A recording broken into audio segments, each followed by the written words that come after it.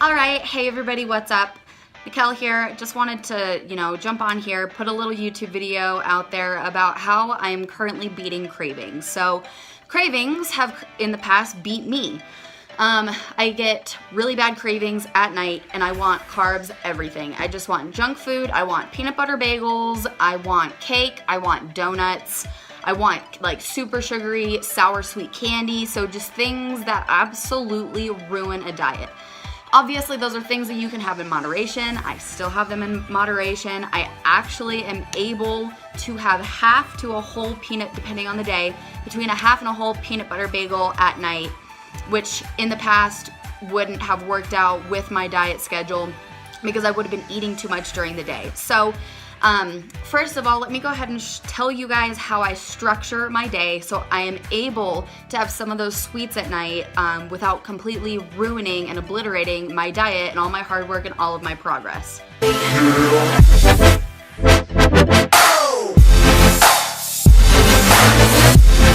Alright, so to start off, I structure my day in a way that makes it so 50% of my carbs and 50% of my fat is eaten the second half of the day. I know a lot of you guys are probably like, well, going to bed on a full stomach is, going to make you gain weight. You're not supposed to eat X number of hours before you go to bed. Those are things that, yes, they do help you lose weight. And yes, I would probably have quicker progress if I didn't do that. But the other option for me, if I don't save 50% of my fats and carbs for the evening, is to binge. I binge, and I know that about myself, and I'm not going to set up a plan that I know isn't going to work for me. So I save 50% of my carbs and my fats so I can eat it for dinner and for dessert. I have a dessert that, it's not like a full out where I'm eating a piece of cheesecake or anything, but I have something where I'm able to sit down on the couch while we're watching a movie and I'm able to eat something, so I'm not sitting there watching Nate eat a bag of chips and dying the whole time, and then I would end up binging. That's what's happened in the past. So I'll give you guys a rough idea of what I eat. So for breakfast, I'll have steak and egg whites. For like a snack, I'll have a rice cake. For lunch, I'm a lot of the time have ground turkey and edamame, and then sometimes I'll have about a quarter cup of rice, of brown rice, and then I'll have another snack right before dinner, and that's normally just a protein shake. And when I say protein shake, it's literally a scoop of protein and water. And then for dinner, I have my bigger meals. So it's gonna be steak and chicken and rice and vegetables, and that's gonna be the dinner portion. And then, and Nayla's obviously having a lot of fun in her room. And then for my dessert, I, have banana bread, I have ice cream, I have a peanut butter bagel. And then I'll talk to you guys about, yes, it's ice cream, it's not Ben & Jerry's, yes, it's banana bread, and it's not full fat, full carb banana bread, but I'll go over that stuff in a second. But I am able to sit down and eat something, which is so important, and it keeps me from binging and ruining my diet, and it's also something for me to look forward to throughout the day. So right now, my macros are, on my low days, it's 120 carbs, 45 grams of fat, and 150 grams of protein. And on my high carb days, it's 170 grams of carbs, between 35 and 40 grams of fat, and 150 grams of protein. I have to go get her. So on average, for either my low or my high carb day, up until right before dinner, I try to stick to around 55 carbs. That means that I have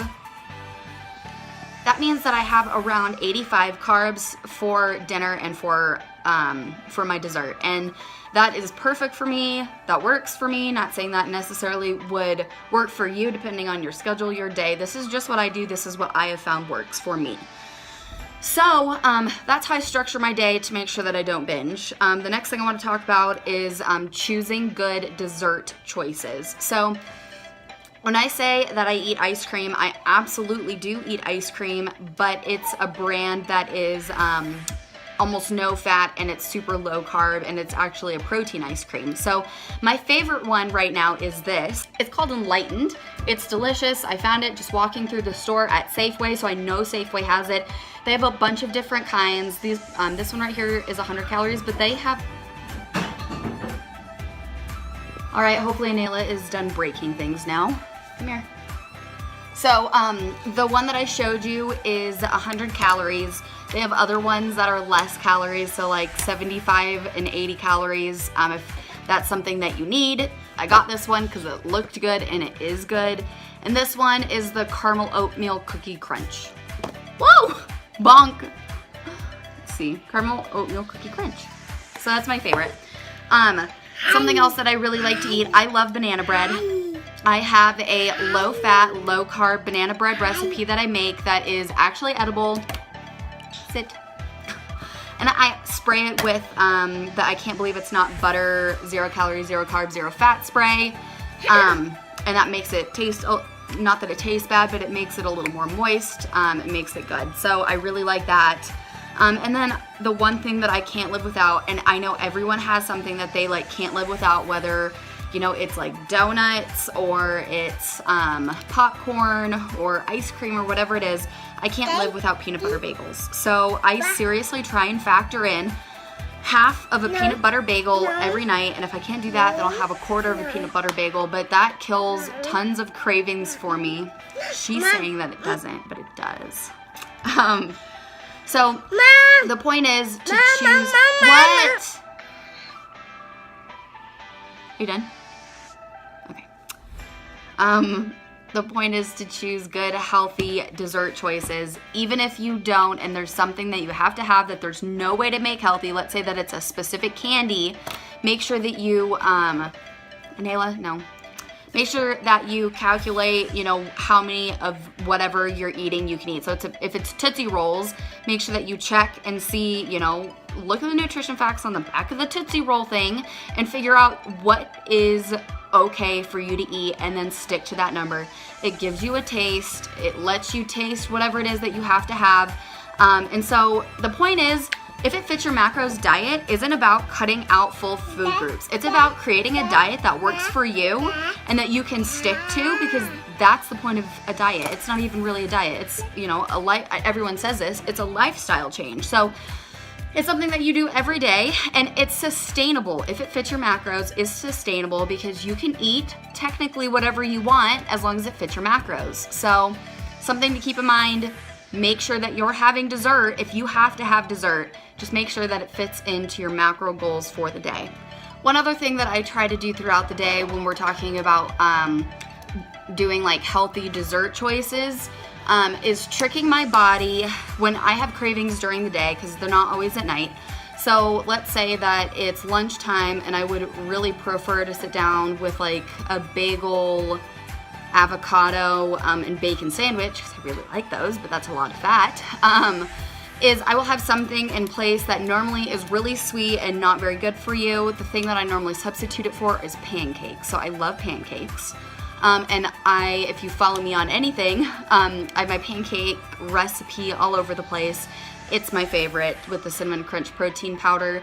It has like 1.5 grams of fat for 2 pancakes and almost no carbs. And so I'm able to have something that's sweet, tastes like cinnamon, controls cravings for a little bit of time, and it has, you know, 20 grams of protein, and it's pretty good for you. So trying to find things that will trick your body into your taste buds into thinking that it's eating something sweet and not good for you, when that reality is good for you. I know that those foods are really hard to find, or we eat them all the time, but I mean, if you go onto my other YouTube video, you can find the recipe for my cinnamon protein pancakes that are delicious.